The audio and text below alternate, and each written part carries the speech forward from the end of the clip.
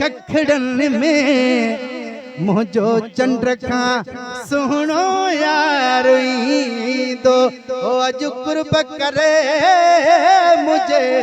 कखड़न में मुझो चंद्र खा सुनो यार दो कुर्बान बना ते रस्ते ता जहे रस्ते सा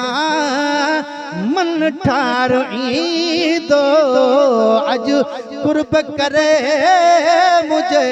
कखड़न में मुझो चंद्र खा सुनो यार दो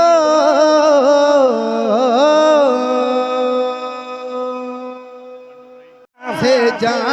ओ से जा संग सारे मथू कुलड़े चटावण दी ते मुबारक है नबी साईं दावण दी ते मुबारक है नबी साईं दावण दी बिगड़ा मोहम्मद आमना दा